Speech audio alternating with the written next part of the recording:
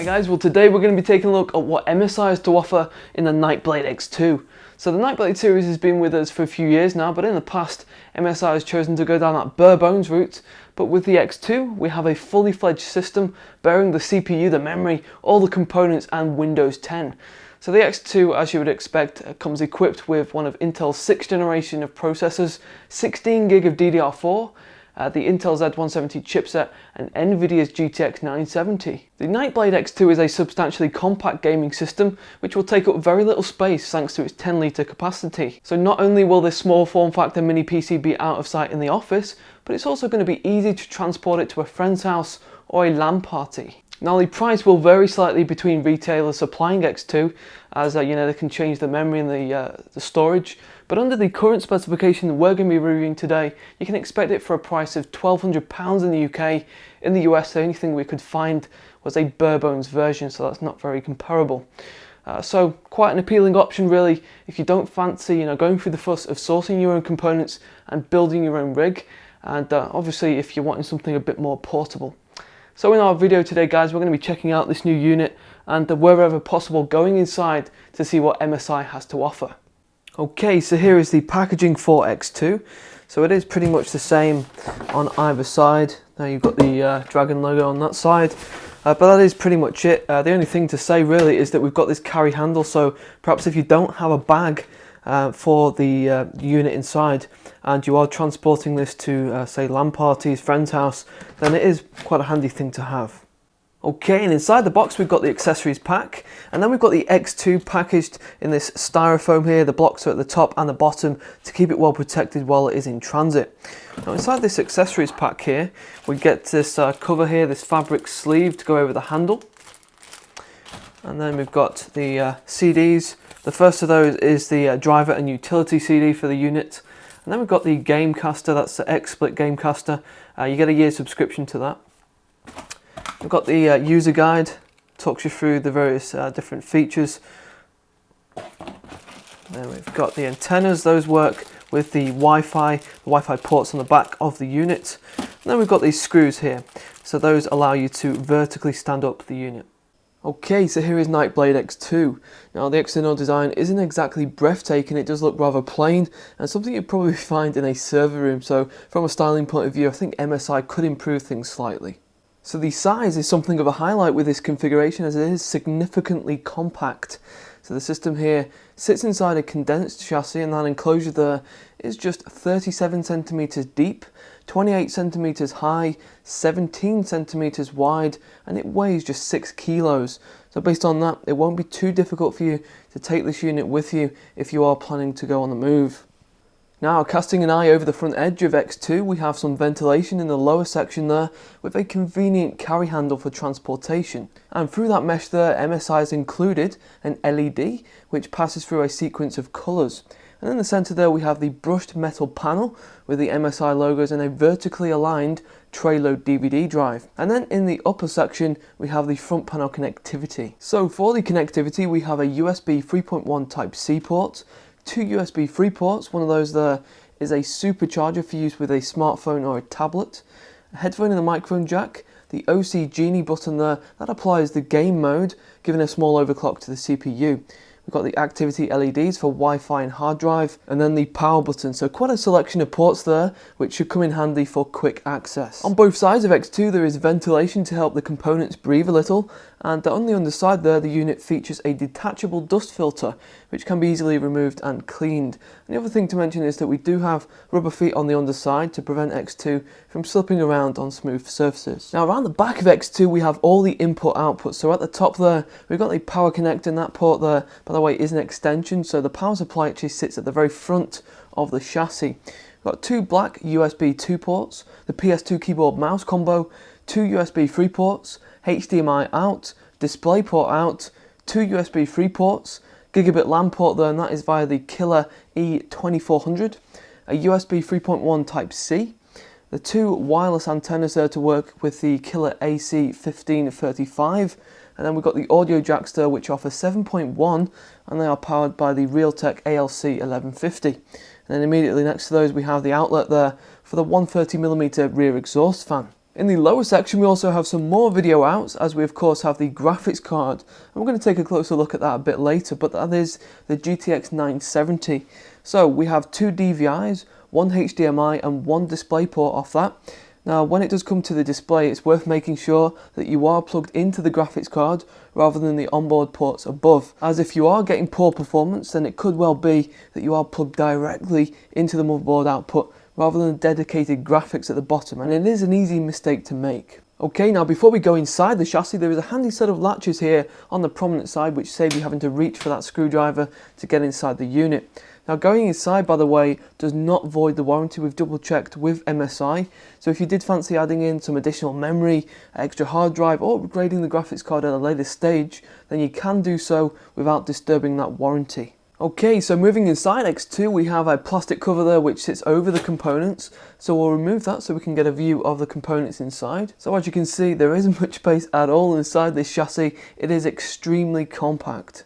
Now there is currently a heatsink sitting over the CPU, and that I've been told has now been replaced by a 120mm closed loop solution in the retail version, so that should improve the temperatures even more.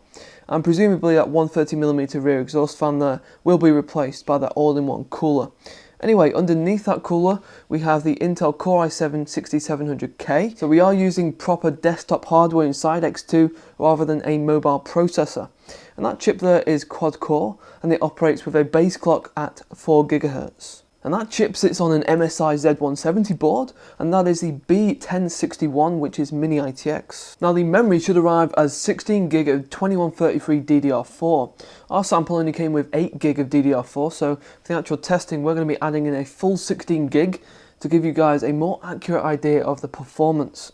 So the memory that MSI are using is Hynix branded, and each stick is 8 gig, and it operates at 2133 MHz. Okay, so the storage inside X2 is divided into 2 drives. The primary drive there is a 128GB M.2 SSD, the well-known Samsung SM951.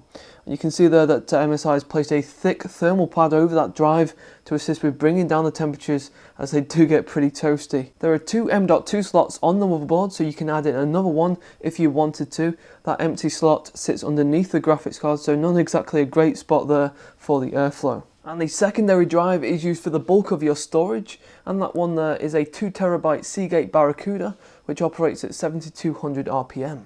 Now the graphics card used inside this system is the MSI GTX 970 with the Armor 2X black and white design. So this card does come with an overclock, and it also has a dual fan design, and it arrives with 4 gig of VRAM. Now the GTX 970 is a great card if you're planning to kind of game at 1080p 2K resolution, and in a moment we're going to be testing out just how capable this machine is with some benchmark runs. So powering this card and the rest of the system, we have a 500 watt power supply which sits inside that metal cage, and that is 80 plus silver, and the OEM there is FSP. Okay, so we've taken a detailed look at Nightblade X2, and now it's about time that we performed a few benchmarks to see exactly how capable this machine really is. So we're going to be doing a timed boot into Windows 10, which our rig comes bundled with. We're also going to be seeing what the read and write performance is like with that Samsung SM951.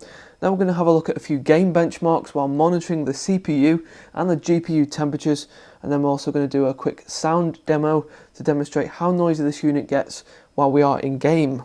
Okay, so first of all let's boot X2 and see how quick we get into Windows 10 from a cold boot.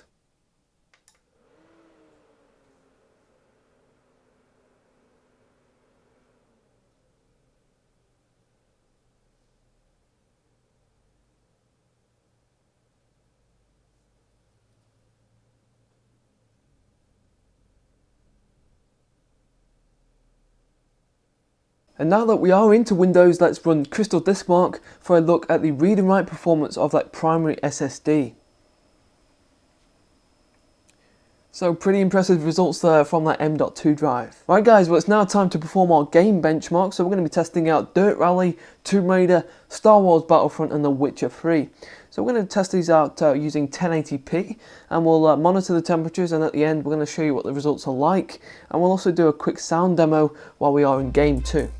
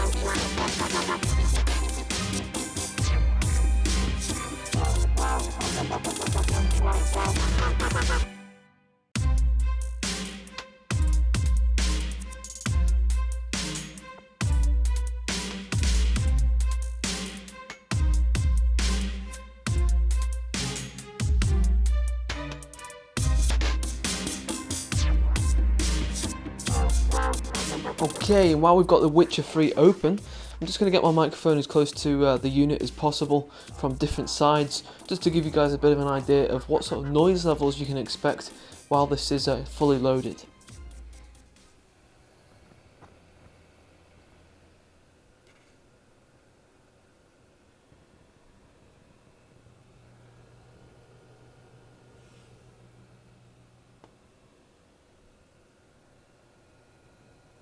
Okay, and if I just come out of the game,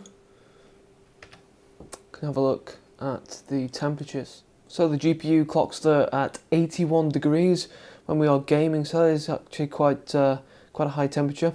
And then for the CPU, we're looking at 58, 60, 57 and 57, so not a great deal of temperature there for the CPU.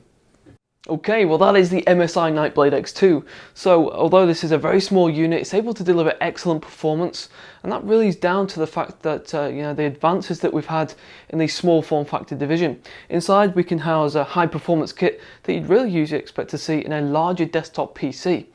But if you perhaps wanted to upgrade the graphics card later on down the line, for example, there is the space there to add in a graphics card that is 290mm in length, 35mm thick. The other thing that we didn't mention in the review is that there is extra space for storage. 2.5-inch support is inside. We've got the SATA connectors from the power supply, and we've got the ports on the board. So if you perhaps wanted to install an SSD, for example, then you can do so because the connectors are all there. Now we have spoken to MSI about the warranty situation. It is not affected if you do go inside and add in extra hardware, and that warranty, by the way, is 2 years. Now guys, if you're wanting the full review, it's going to be on the screen and in the description very soon. Over there we've got even more benchmarks for those of you who are interested. So thanks for watching today guys, really do appreciate it. I hope you did enjoy it. If you did, please give it a thumbs up. Please continue to support the channel by subscribing, and I'll see you guys next Friday.